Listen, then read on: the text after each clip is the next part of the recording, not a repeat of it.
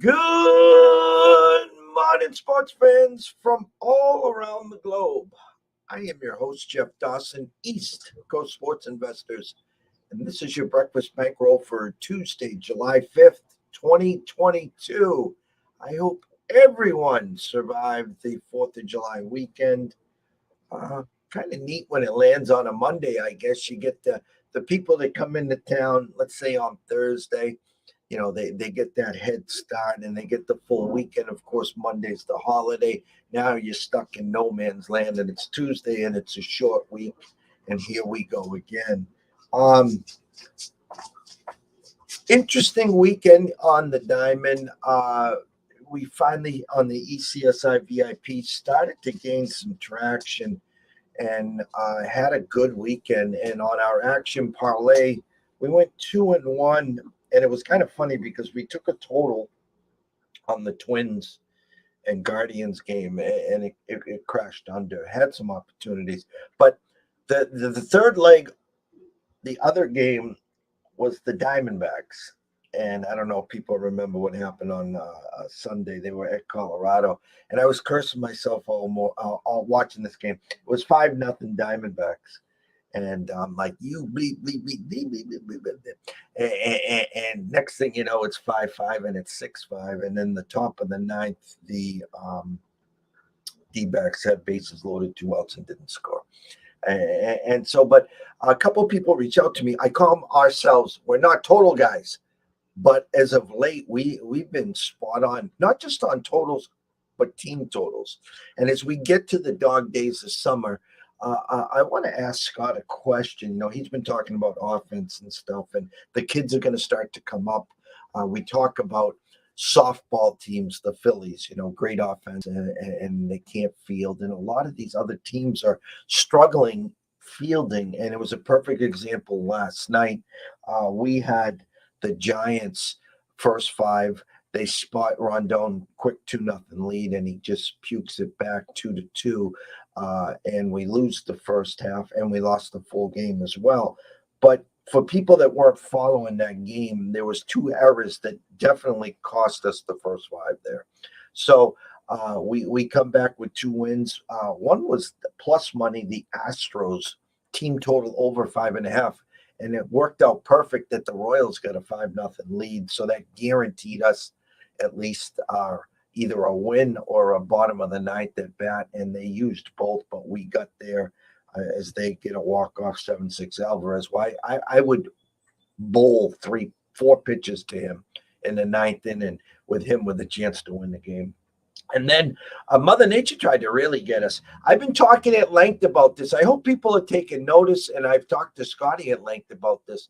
Fading the team that travels on the late game on Sunday, and we had the Braves plus money on the run line. They jump out 6-0, and Mother Nature. I'm telling you, I had the weather charts. There was no rain, and they had probably about an hour and a half at least delay, and they hold on to win 6-3. So we won a plus a half unit to start the week.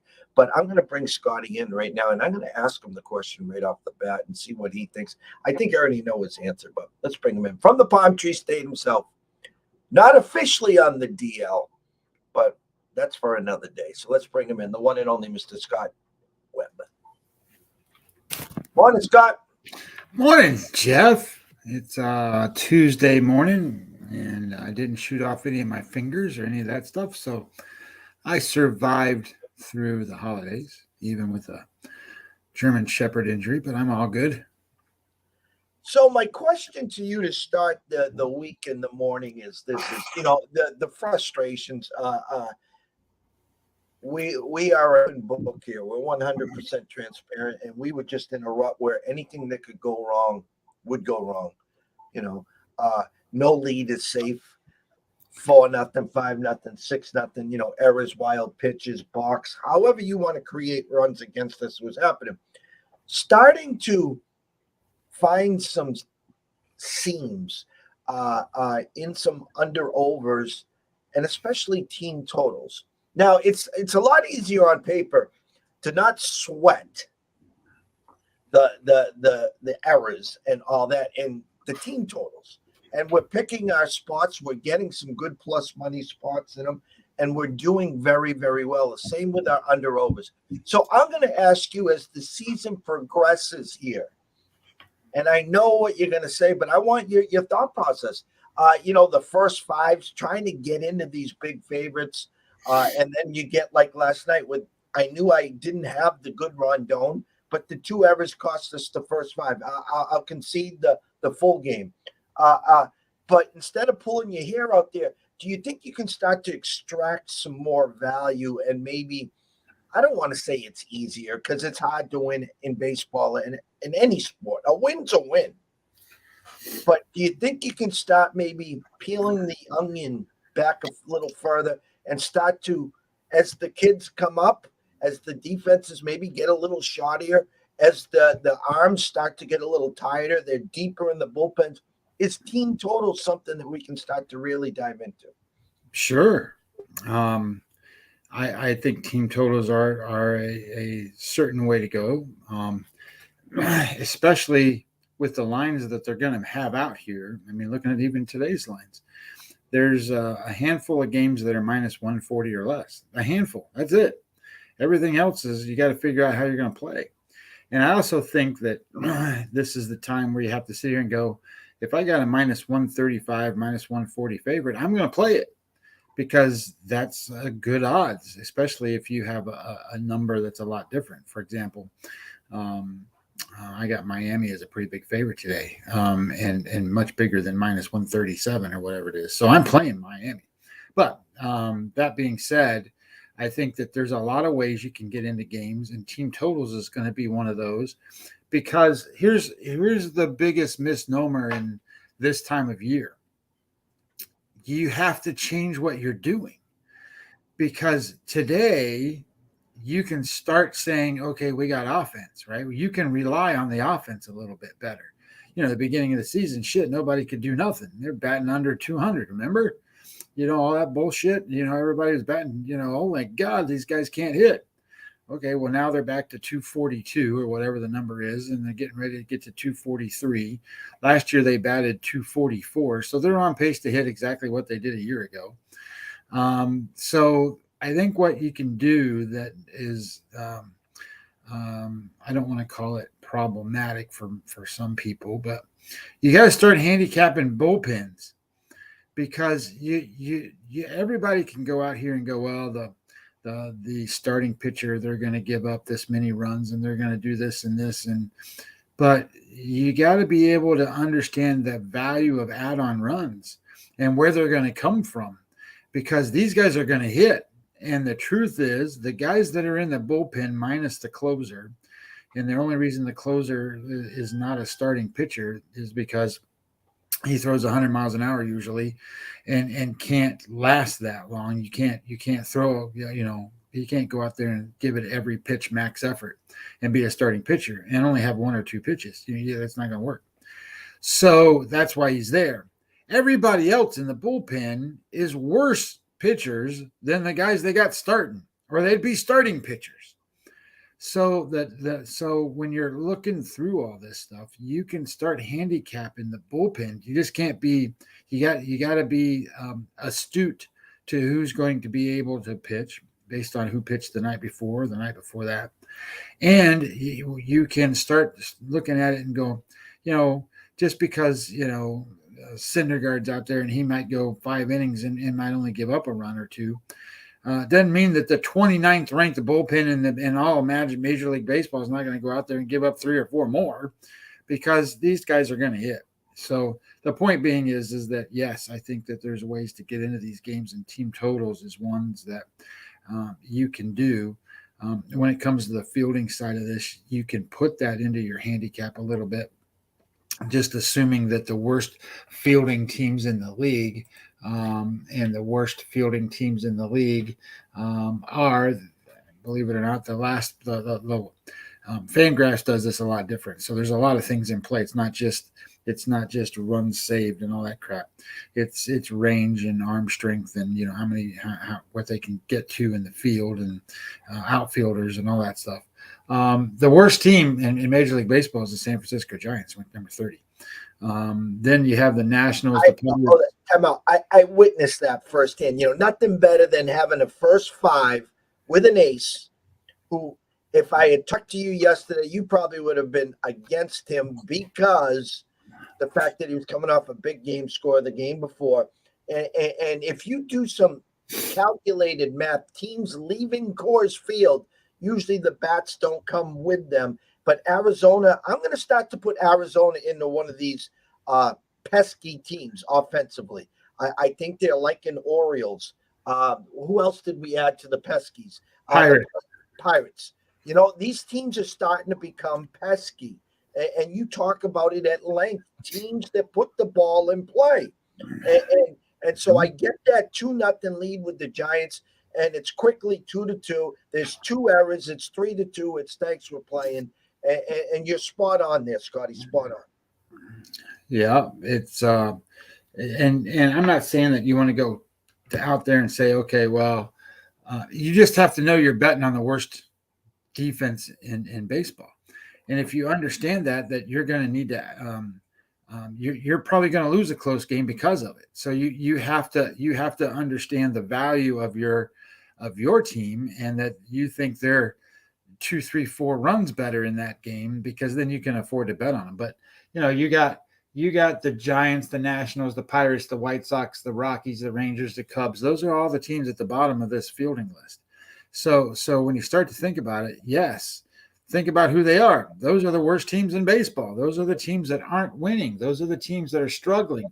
The Giants are about 500 now. The White Sox are about 500 now. These teams have to get better. And the shocker amongst all shockers is that the New York Yankees are third in defense. So that's a shocker to me. Well. I've been saying this all along, and if anyone here, wants to take a bite of the apple now, listen. In the NBA, we sat and we waited. I talked preseason about Golden State, and you could have got them at 10-1. As the season progressed, they got off to such a hot start that their number wasn't worth the effort until they kind of sort of went into the tank, and then around the new year, you could have got right back around that 8-9-1. But where I'm going in baseball is the Yankees right now are 58-22. They're 36 games over 500. Okay. So if I had Biff's almanac right now, and I told you that at the end of the season, what do you think they're going to be? Are they going to be 45 games over 500 to end the year? Are they going to be, are they going to get 110 wins this year, 105 wins? I'm telling you right now, I think most experts are saying the same thing, and I'll put you on the spot right now. Gun to your head. Astros and Yankees, 7-game series. Who are you taking? Well, it's interesting because I looked at base runs again today. I think base runs are important to look at, and in base runs, the Yankees should have 53 wins. That's how many they should have. But what's interesting is that the Houston Astros should have 52. So theoretically, the Yankees are 1 game better than the Astros. So now you got to start looking at pitching matchups, right? So is Garrett Cole going to automatically win the first game that he pitches? I don't know that it's an automatic thing. What happens if they match him up with Verlander? That's what I'm saying. Verlander's pretty damn good, right? So then the next matchup down, and maybe even the next 2 matchups down, those might favor the Astros. So I don't look at this as a slam dunk for the Yankees. I think that the way the teams play, it's hard to prognosticate what you think that a series looks like there, because think about how the Yankees win. The Yankees will win because they score 7 runs on 5 hits. Most teams, it takes them 9 or 10 hits for those same 5 runs. And the Astros, they don't strike out. They get on base. They move the ball around, and the Yankees don't. So I prefer offenses like that, especially offenses like that in the big games at the end, because the Yankees are going to sit there and go, okay, well, Judge's going to get a home run, or Stanton's going to get a home run or something. Well, what if they don't pitch them to the points where they're going to hit the home runs? And I think Houston has guys that can do that. So I think the Yankees are going to get healthier here. Loizaga is getting ready to come back, and we haven't talked about him for a while. And Loizaga is another guy that throws 100 miles an hour. He's getting ready to come back. And the other thing that nobody's talking about is Domingo Germán. Domingo Germán is getting ready to come back. So how these guys fit in and where they fit in and what they're going to end up doing, I don't know. And when what they look like, I don't know. But Tyon has lost it his last couple of starts.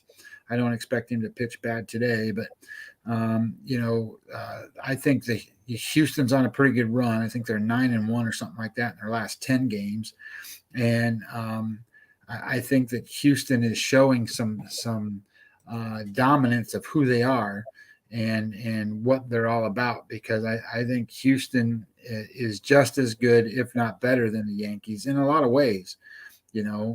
Houston's defense, if I look up their defense, they are number one, Jeff. They're the number one defense.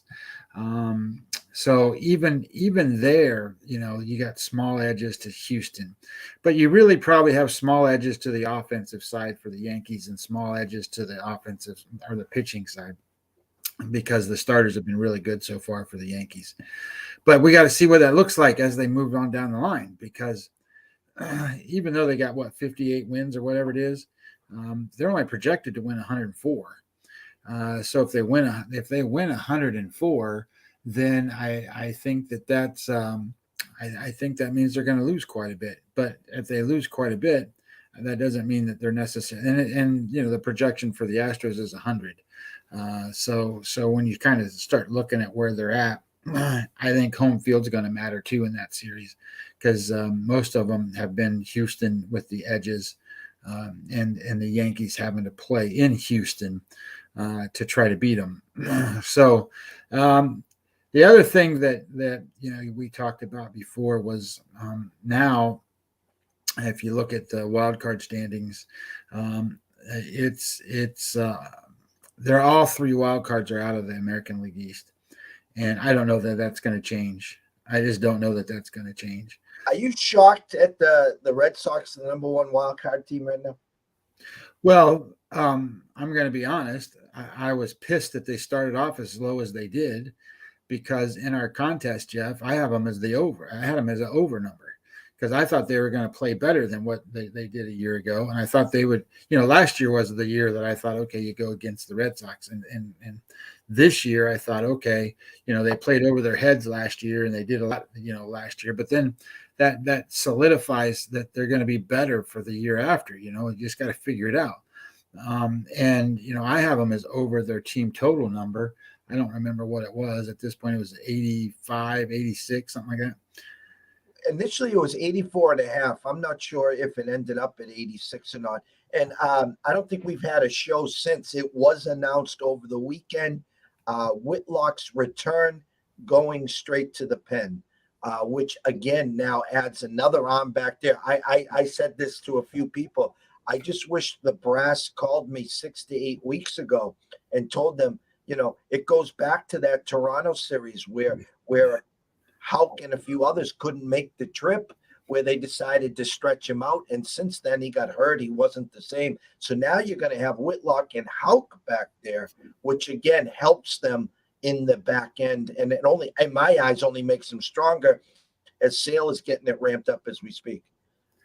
Yeah, I just looked. The contest number is 84.5 for the Red Sox. That's what I thought it was. And I played them over the number, and the projection for them right now is 88. So we're sitting pretty good on that one at this point. The one where we need to have Tampa Bay start to figure things out a little bit. Tampa Bay sitting at 85.5 wins is what I've got them projected at, and they got to get to 90. So and that team, I said over on that team only because they find a way to do it every year. and I just don't know that they're going to find a way to do it. But now they got some offensive back. They got Wander Franco back, and we'll see how they look after that a little bit. So anyway, I need them to win a few games for us, Jeff, to get that number into where we need it to be, and then we should be okay on some of these things. I want to shout out to Mr. Cole. Hope you had a great fourth, Mr. Cole. Yes, we are going to do our best to break down this morning. Scott's going to be with us today, this morning and this evening for the closing bell. Our goal is to be back at 4:30-ish to wrap up these games, see where some numbers have trended. It's a full slate, Scotty. A couple things that I'll address, and then I'm going to pass the board over to you. Max's first game back. There was an interesting I don't want to call it trend, but as you can do some further homework, maybe during the break and stuff, the unders in New York Mets Stadium in August, the humidity, the ball dying there, and the fact of the matter is that they're going to have Max. DeGrom came out in single A, guns a-blazing. So they're going to be bringing back their hired guns for the second half run there. So that pops out at me. What else here? You talked about Tampa. Springs has been pretty good. Pavetta has been lights out. The thing that really kind of popped my eye is an over overnight at 9 that's already been pushed to 9.5.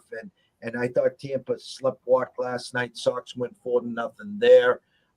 An Archer and Kopech. Kopech has been good, but a number that's only minus 124. Minnesota puts up a 4 spot in the 10th to take care of business there. Toronto and Oakland. Oakland, I didn't get the final. I'm assuming, did Oakland hang on and did Toronto come back last night? Oakland won. Okay. So you got which Kukuch is going to show up there. You talked about Syndergaard and Alcantara. You talked about Cy Talion. There was an article out there, and it was kind of disappointing on our end here. We waited a half hour at the Westgate after we put our contest in, where they went behind the scenes and got some numbers for us for the win totals. And we got Manoah at 200-1. We got Gilbert at 150-1. We didn't ask them for Manoah at Cy Young. He wasn't on the board. And him and Verlander right now fighting tooth and nail in the American League for that. So it's a great, great board. And yes, Mr. Cole got his drinking done for Friday on Canada Day. Yes, yes, yes. And we are ready for a full week of bases. And the stage is yours, my friend. Yeah. I'm trying to pull up your numbers for the Mets at home in August, right? Isn't that what you said? Yeah.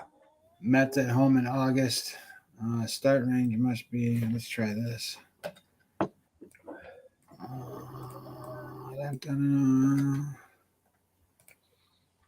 And let's see what happens. Okay, so the over and the under in home games for the Mets in August is 12 and 16. So that's pretty normal. I wouldn't say that's 4 games, but that's not a crazy I wouldn't bet 12 and 16 as a number that I would use. And that's over the last 30 home games they've played in August. So that goes back 2019, 2020, and 2021. Well, don't forget, too, now they added a hired gun with Scherzer. And the fact of the matter is, when you look at a Scherzer and a DeGrom, most of the times, if you get a decent matchup, it's going to be 6.5 anyways. I would never bet an under 6.5. They're going to be low scoring numbers. And, you can see a lot of these games are, 7-1, 5-3, 5-2, 3, that's 7-8 runs in most of these games. And that doesn't necessarily mean the under hit. So anyway, it kind of is what it is. Now in today's games, I think this starts off with a pretty good spot here. I'm sorry, I got to adjust my leg a little bit. We got Seattle playing on the road today against San Diego, and this is Gilbert and Clevenger. And I know you have some money on Gilbert on the side there, and Clevenger just pitched a great game. So he has pitched only 6 starts so far this year. He came off the disabled list, pitched I think two or three games, went back on the disabled list. Now he's back off the disabled list, so he's the second time off. And I think this is his 3rd start off of that. So he threw a game score of 45 and then a 77. So what I like about this right now is that Clevenger has yet to throw back-to-back good starts, not once this season. And if he's made 6 starts, hampered by the disabled list twice. And then you got Gilbert, who his game score for the season is 57. That's pretty good. His game score for the last 7 is 56.6. So that's pretty much right where he's supposed to be. But his last 3 starts is a 44. So that tells me he's ready to have a good start here, and he's off of a game score 36. So right away, I'm interested in the Seattle Mariners. Now, as I start to dig through this game even a little bit more closely, one of the things that stood out to me was in the last 10 games, Seattle is 7-3, so they're getting a little bit hotter, and San Diego is 3-7, so they're pretty cold. So that tells me that again, I'm leaning the right way here with Gilbert. And then offensively, San Diego is 25th in baseball right now in the last 7 days. And not that Seattle's been crushing the ball, but they're 13th. And that's a pretty big difference because when you go back and you kind of look at them, let me get to that point here where I can show you. 13th is a plus 2.6 on offensive WAR. That's not much, but that's better than average. And then when you go down to where San Diego is, they're minus 5.3. So that's a lot of difference. So in the ranking kind of makes that point look a lot bigger too. So I like that idea. So then I started looking at the bullpens, and I'm like, oh no, San Diego's bullpen's number 4th in baseball right now. So they're doing pretty good. And then holy shit, Seattle's is 3rd. So I'm like, well, that's pretty good. I kind of like that idea. So then I looked and said, okay, well, Gilbert's made 16 starts. In those 16 starts, Seattle's 11-5. So he don't lose much. And he's had 2 bad starts. So I'm like, there's no way I'm not leaning towards Seattle here. And then I got a number of plus 116 right now. So I'm hoping that I don't have to bet it right this minute, but what I'm hoping for is that the people come in and they decide that they want to be betting on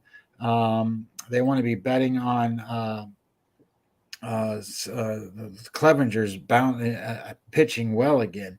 You know, he's pitched 13 innings, only give up 6 hits. That's pretty damn good for Clevenger in his last 3 starts.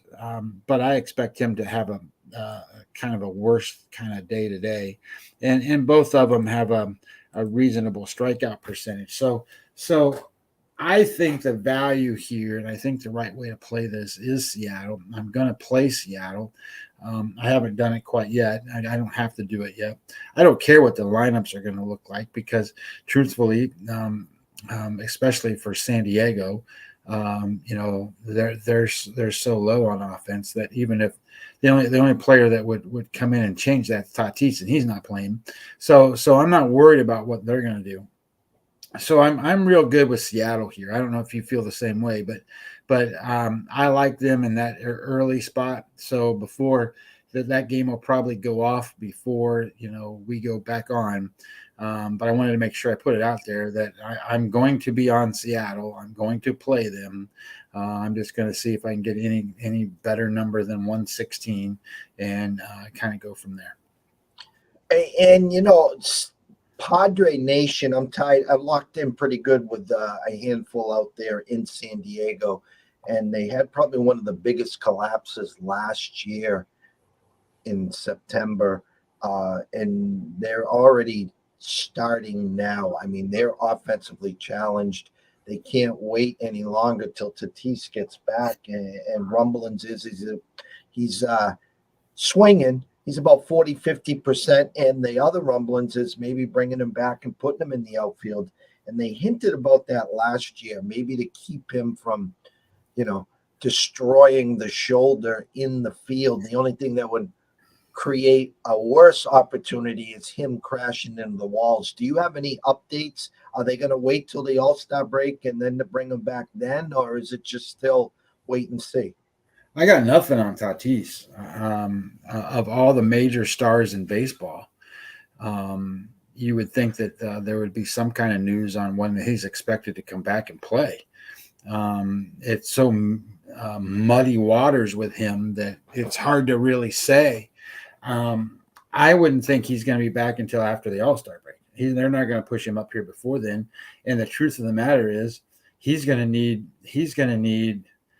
I don't know, a normal player, just an average guy. They're going to put him in the minor leagues for until he gets 30 at bats. They need to see pitches. Well, 30 at bats is like 3 weeks of baseball. Well, I shouldn't say 3 weeks. I mean, depending upon where they're at and what they're doing, it's going to be 2 weeks. Put him in the leadoff spot. You get him his 4 or 5 swings. I mean, well, the question is whether they let him play back-to-back games and and all that stuff, because they're going to bring this guy back relatively slow, but they need him, and they need him to be the Fernando Tatis that goes up there and stirs the stick and makes everything happen, because that guy is impressive as hell.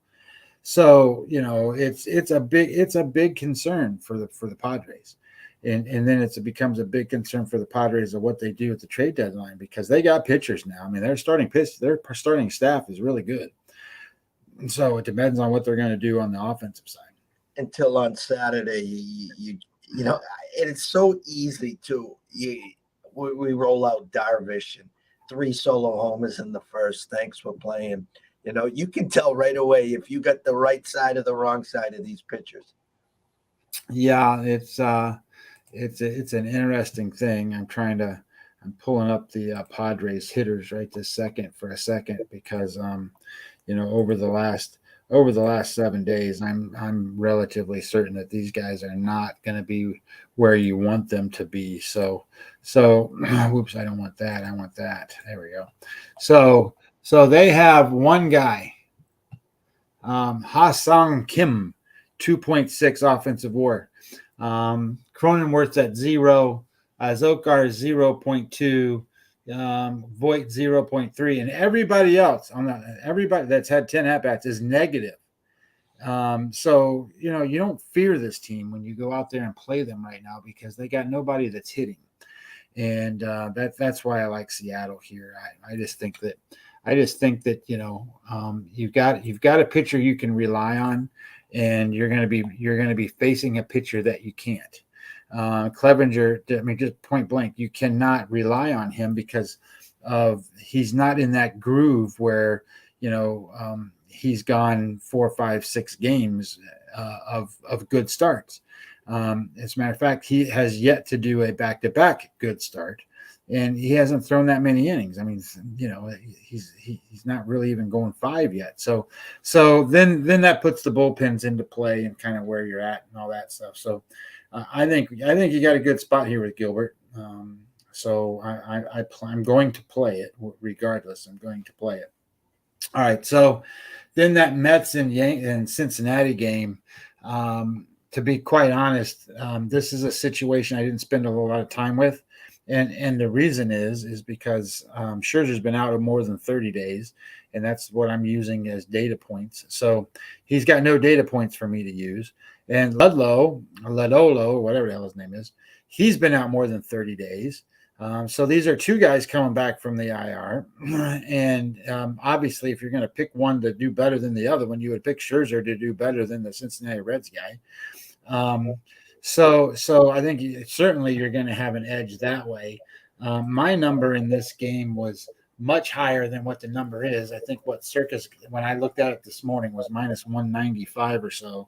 So it's around 200. It's climbing in just over at one of our offshore accounts. They bumped it to 212.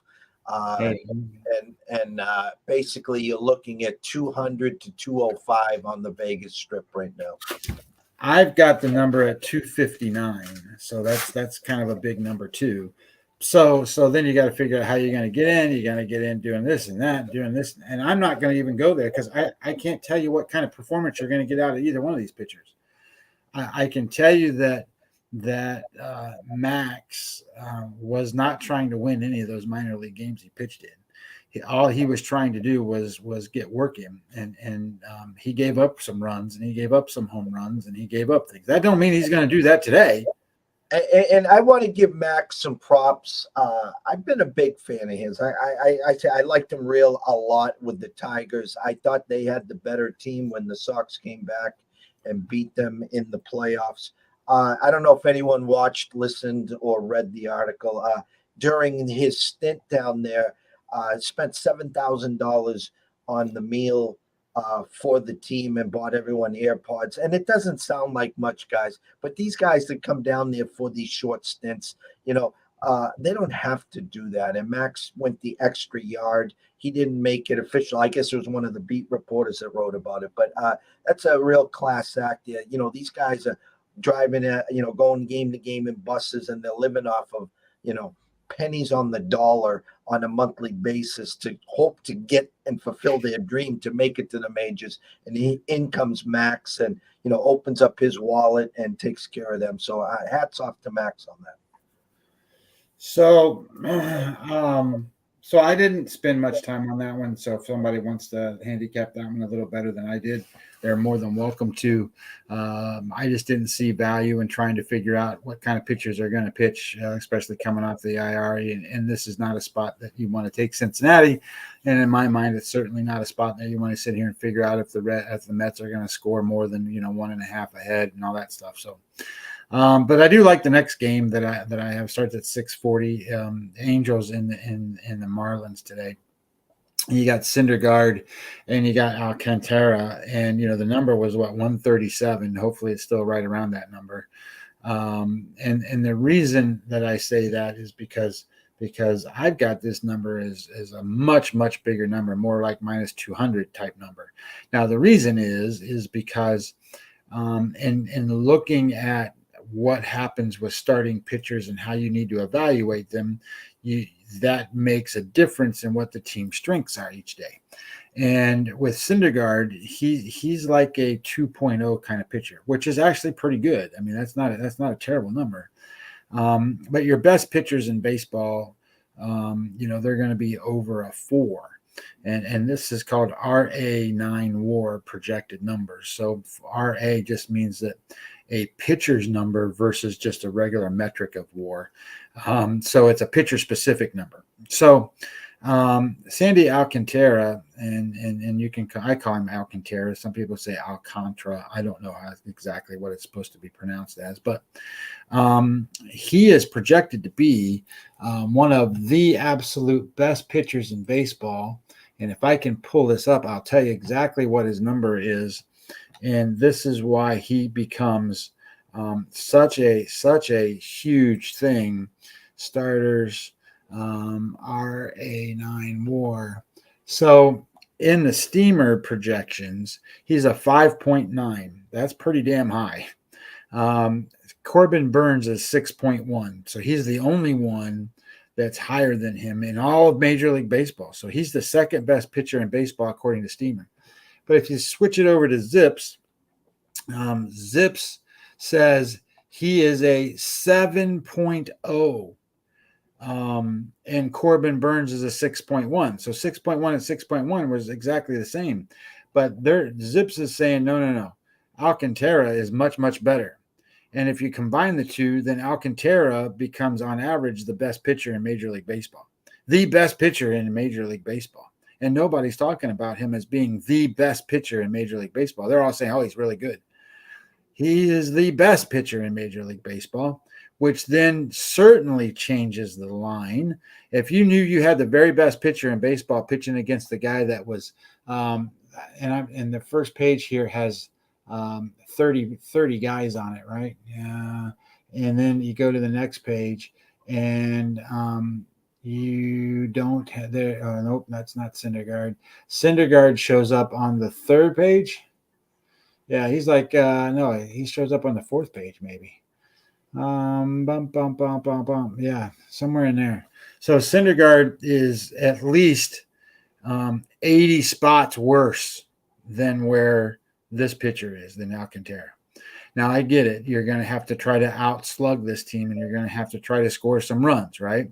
Well, currently, the Angels are minus 10.1 offensive WAR. They rank 29th in all of baseball. They are the next to last team in all of baseball.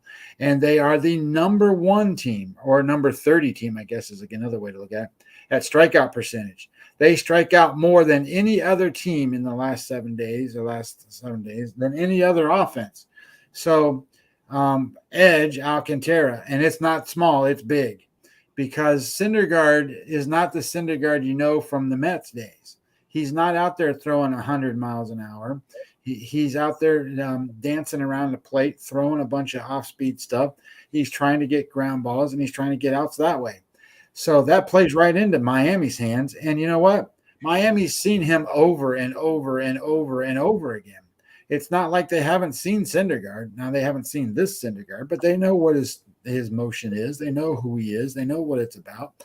And the Angels have not seen Alcantara. So again, another edge, Alcantara. So everything here looks to me like you start adding this up, and you go, you have the 29th ranked offense in Los Angeles against the 18th ranked for Miami. Miami's bullpen is number 2 in Major League Baseball right now, and the Angels are 27. So I think that you sit here and you're going to go Alcantara. Now the question comes up down there from Cole, talking about whether or not you think about an under in this type of situation. And I got to go see what that actual under number really is here. That number's 7. So that's a pretty tight number. If you got 7.5, I would go under 7.5. I don't mind that at all, especially with the Angels being that low in offense, and they're going to face Alcantara. And you've got a pretty poor offense in Miami, so I don't expect them to score a bunch of runs here, but I do expect Miami to win this game. Scotty, with all this data that you're spitting out this morning about Alcantara, and I've been reading all week, he's hands down the Cy Young leader in the National League with the hired guns that have been out with the DeGroms, the Scherzers, and those guys. Why'd the number only open up at minus 130 or 133? Well, I think that you're looking at everybody thinking that Syndergaard. Well, I shouldn't say everybody. I don't know exactly what that looks like. I think Miami is not a 500 team, right? I mean, they're not 500. So they're 38 and 40, and the Angels are 37 and 44. And I think you're kind of leading in the right direction, where Syndergaard is a lightning rod. Everyone thinks of Noah back in the good old days when he pitched for the Mets. He, for a while to start the year, was every other Noah. He would get you that solid 4 or 5 innings, and then he'd shit the bed, or he would spit the bit on his next start. An Angels team that's free falling, they're not hitting. Rendon out for the year. They're just going through the motions. They fired Madden. They just can't get any traction. And you would think, I mean, again, you don't see the Marlins minus 149, 160, 170. I just think initially, maybe Vegas trying to get a gauge on what the rest of the public feels and their thoughts on the Marlins. Could be. My opinion basically is you got the best pitcher in baseball, and they're going to go against the 29th ranked offense. So you got a huge edge here. It's not a small edge; it's a huge edge.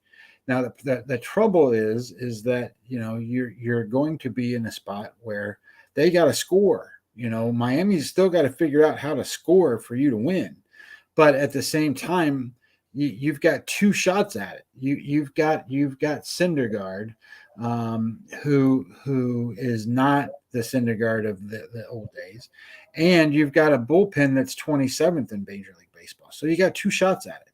And then the way that Miami's hitting currently, where is Miami?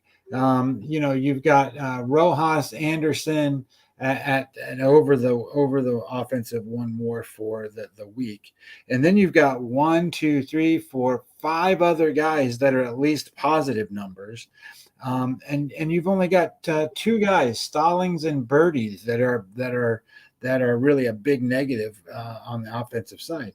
So that means, in my opinion, you've got guys that are going to put balls in play. They're going to get guys on base. Syndergaard's not going to strike everybody out, and then the bullpen's going to come in. And you're going to have the same opportunity. I don't think you're going to get that from the other side. When on the Angels side of things, when you start to stack those guys up and their best hitters, their best hitter is Ohtani, followed by Ring. What is his name? Ringifo, whatever that guy that plays for them.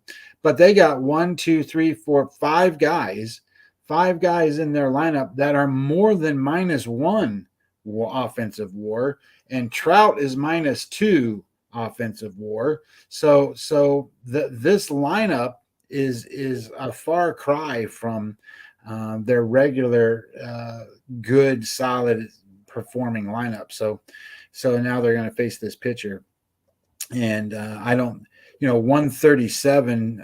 Maybe that's a number where they're just testing the waters, because a lot of people get to that 140-ish number and start backing off. And I think that may be what they were trying to do, was say, okay, well, I don't want a lot of money on the Marlins today, so let's put it out there around that 140 number and see where it goes. And if it goes up, then great. Then we're not going to be taking a lot of money on it, because people aren't going to bet it. But in my mind, this should be -200 around that number. And I think that because of that, I'm okay if this number gets to 150 and people still want to bet on the Marlins. So anyway, that was my thoughts on that game. Okay. This Texas-Baltimore game, I didn't spend a lot of time on. This is Howard against Voth, and Howard is making his second start of the season. This is that kid that they got in a trade with Philadelphia. That's Spencer Howard, who was supposed to be this next up-and-coming pitcher for Philadelphia. He never made it in Philadelphia. He's obviously not made it in Texas either. He had a very poor first start for Texas. I don't expect him to be any better today, but he's pitching. Voth is pitching for Baltimore. Now, Voth has made, I think it's 3 starts now for. Let me see. Yeah, 3 starts now for Baltimore. He only goes 3 innings as a max. He's a relief pitcher. So he came over from Washington. And if you remember him in Washington, he got beat up in Washington. Now, I don't expect him not to get beat up in Baltimore. His game score is 47 in his 3 starts for Washington, or for Baltimore. Now, that being said, he's performed a little better in terms of his strikeout rate. It's 9.33. He's still got a little bit high of a walk rate, but not dramatically high. His whip number is still too high, 1.38. So I'm going to just sit here and go, you got 2 poor pitchers. You got offenses that aren't the best, but at the same time, when Texas is going good, they can have one of the best offenses. They're number 12th in baseball right now, and Baltimore's is 27th. So you got to figure out how you want to do this. And I just decided I didn't want to figure it out. I don't need to sit here and go, okay, well, Texas's offense is good enough against Voth, who's a little better, and then okay, screw all that stuff. There's other games on the board we can look at, right? So I skipped over that one. Espino against Sanchez today. This is Washington and Philadelphia. And this kid Sanchez is we'll start with Espino first. Espino's made 4 starts. His game score in those 4 starts is a 45. His last start was a game score of 33. He's not the best pitcher Washington has, because that's Gray. Josiah Gray's been really good, especially as of late. And Espino probably isn't even their second best pitcher, because I'd put Fetty probably as their second best pitcher, even though he gets beaten up a lot. Espino is probably their third best pitcher, and Espino is a 5 inning guy. He's not going to go more than 5 innings. He hasn't so far this year. And now you're going to put him in against the Philadelphia Phillies. He's already pitched against the Phillies once this year, and he gave up it was a game score of 45, so it wasn't his best. But it's not his worst. I mean, it's his average number. This kid Sanchez hasn't really pitched much, and he's a guy that is a relief pitcher, getting some more starts here, getting some work. So he's not going to pitch very long in this game. So the question then becomes: is you got a bullpen game against a Washington team, and the Washington team obviously is not very good. That team has not won many games in their last 10. Actually, they have won. I'll tell you, they have won 4 in their last 10. They've won 6 in their last 20. So they are 6-14 in their last 20 games. So I don't like that. And Christopher Sanchez is making his first start of this season. He has pitched against the Washington Nationals before, and this was back in July of last year. And he pitched 1/3 of an inning, gave up 3 hits, 4 runs. So that's not very good. So I'm not a big Christopher Sanchez guy. He's just a fill-in spot guy. But I guess if you're trying to figure it out, and the numbers minus 155, that's just because Philadelphia's lineup is that much better than where you're at with Washington's lineup. But Washington's got the better pitcher on the mound today. So I'm staying away from that one. This Taillon and Quintana game, I'm not going to go there either. Just a huge number. Taillon's been bad. I think he's going to be a little bit better today than he has been. Quintana was off of a good start, so everything looks like a good play for the Yankees today. Is that for Taillon's first game back at Pittsburgh? That's where he started. Yeah, he hasn't pitched. He hasn't pitched against them yet this year. I thought the same thing. When I was thinking about that, I was like looking to see, and he has not pitched back against Pittsburgh, at least he hasn't pitched against Pittsburgh at all. So this will be his first time ever pitching against them. And to be honest, it's been a long time since Quintana has pitched against the Yankees. I mean, he hasn't pitched against the Yankees since 2017. So all of those numbers I throw away. I mean, none of those numbers matter. They're not the same team. And Taillon has been better than Quintana for the season, but over this last 30 days, they're about the same pitcher. Taillon hasn't been that good. He's been a 55 in his last 7 starts. But in his last 3 starts, he's at 47.7. So he's had 2 bad starts, 1 good start. And then the bad starts were back to back. So I expect Taillon to pitch pretty well. Now that being said, I think Quintana is going to get hit. So then you got to sit here and go, do I want to play the Yankees minus the 1.5? Do I want to do this? Do I want to do that? And I'm just like, I don't have to do that. So what if Taillon doesn't pitch well again? What if he gets nervous because it's his first game back? And so I'm just going to skip it and move on to the next one. But that doesn't mean, later on, if the number changes or if I find something else, between now and 4:00, I might, you can jump on the Yankees minus the 1.5 and figure it out. What is that number, by the way? The Yankees minus 1.5. It looks like, that's first half spreads. Yankees minus 1.5 is minus 125. So it's not a terrible number.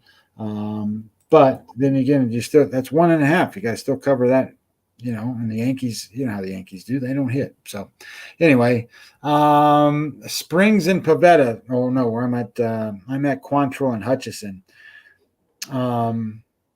Hutchison's just bad. Hutchison has made 2 starts. He's at 41-44. He's not going to go more than 5 innings. Then you're going to bring out the Detroit bullpen against Cleveland. And I like Cleveland. I don't mind Cleveland in this game at all. I just think that, now, we'll get to this number over here. Then now you're looking at a number though that's minus 150 on the road, or minus 160 at some places. And I'm not going to pay that price. And especially because it's Quantrill. Quantrill is not a guy that goes out there and limits hits. He's a guy that finds a way to win games. So I expect him to probably win, but you got to pay minus 150 to find out. And I think Hutchinson's that bad that you would want to try to capitalize somehow. So maybe there's a first half in there somewhere we can find a first half to number. You can get minus a half a run at even money right now. So that might be an opportunity to look at as we get closer to where we're going. But if you do that, you got to recognize, we talked about the Angels being the number 29th offense in baseball. The number 30 offense is Cleveland. So I don't know if you really want to back Cleveland minus the half a run. Half a run is just meaning you got to be ahead 1-0. So maybe they will. And Hutchinson's numbers, Jeff, are really, really bad. I mean, it's not like he's got a 6.56 and a 6.10 Sierra number in XFIP. That's really bad. So you got some advantages there. We'll just have to maybe look into that one for a first five. This Pavetta and Springs is an interesting one for me. I have this game. Where's my number at? What did I handicap this number? It came out about the same. I have Pavetta minus 125. So when you think about what the number is, I think was it 128 the last time I saw it. It might be probably about the same or more. 126, 123, 125. So it's right about the same. So I didn't see any edge in the handicap on the line. Springs is a 3.17 Sierra and 3.87 for Pavetta. Now Pavetta, what I got to look at? I got to dig a little deeper here before the 430 number. Pavetta's had a lot of more experience against the Rays batters than Springs has against the Boston batters. And Pavetta's ex-WOBA number is not real good. It's 3.61. So I got to see what the SOPS plus numbers look like and see if we think Tampa Bay coming off. Didn't they get shut out yesterday? Wasn't it 4-0 or was it 4-1? So if they're coming off a shutout, we might look that way and see what it looks like to see how their hitters do. And then the other part of it is trying to figure out where Boston is against left-handed pitchers this year. They are 14-4, so that's a big number for Boston. If you played 18 games against left-handed pitchers and you won 14 of them, tends for me not to want to back Tampa Bay in any format. So then the question becomes: do you want to support the home team here? The Rays are 18-20 on road games. So maybe, you flip that over and you start looking at it from a Boston side of things. So that's one I'll look at a little deeper as we go. This next one is I think an interesting game. This is St. Louis and this is Atlanta. And the reason I say it's interesting is because I don't think people understand that Palante's been really good. I didn't think he was that good, but he's been really good. So numbers wise, when I looked at this, his game score for the starts that he's made, and he's only made 3 starts. 1, 2, 3. He's made 3 starts. He's a game score of 55. That means he's above average, and not only above average, but solid above average. 55 is pretty good. And he's going to pitch against Anderson, whose game score for the season's a 46. He's not been good. And did you see the number? The number on this game is Atlanta minus 140-ish, somewhere in that number. And look what the open was, minus 150. My number on this game shows that Atlanta should be minus 118. And that's where I think the value is. I think the value is on St. Louis on this side. So I'm going to dig a little deeper in this game. So at 4 o'clock, 4:30, whenever we go back on, I'll have more of an opinion. But right now, I'm really siding here with St. Louis Monday against Anderson, because I think Anderson's about as best you're going to get there with that number that he's at, and I think Palante can get good. Now, the number one pitcher today on today's board is Garcia from Houston. He's the number one pitcher in terms of metrics. His metrics are 2.80, 2.59 on Sierra and XFIP, and they're going to be playing the Kansas City Royals with Greinke, and Greinke's going to get hit. So the question becomes is, can you figure out how to get in there? I haven't looked at it. I haven't looked at the what I mean, I haven't looked at it. I haven't looked at the spread numbers and all that stuff to kind of figure it out yet. But, your Garcia's -1.5, -116, -115. That might be worth your while to take a dip in there and see where you might want to go here, because Garcia is supposed to be the best pitcher on the board today. So anyway, that's probably another one worth a look. Archer and Kopech. Chicago White Sox need to start winning some of these games, especially against the Twins, and this is a good spot for them. Kopech, his last starts, because I didn't. Let's go across. I only got him as his last 6 starts because he was on the disabled list for a little while. And in his last 6 starts, he's only at 44.7. So that's not very good, especially considering that he was a 55 year to date. So he's not pitching up to speed. He's not pitching the way he should. But Archer is a game score 50 over his last 7, and he's a game score 48 on the season. He has pitched against the White Sox before, through a game score 35. Kopech threw a game score 68 against the Twins. So I do like Kopech today, and they're only -124, 125, somewhere in that neighborhood. So I got to do a little bit more digging here to look at the offenses to try to figure out if it's the right way to go or not. But I would lean certainly with the White Sox. Chicago Cubs and Milwaukee Brewers, these two offenses are the 2 best offenses in baseball. Chicago number 1, Milwaukee number 2, which is crazy, but that's the way it is. Hendricks is on one of his best rolls of the season. And Alexander's not, but he's off of a game scores.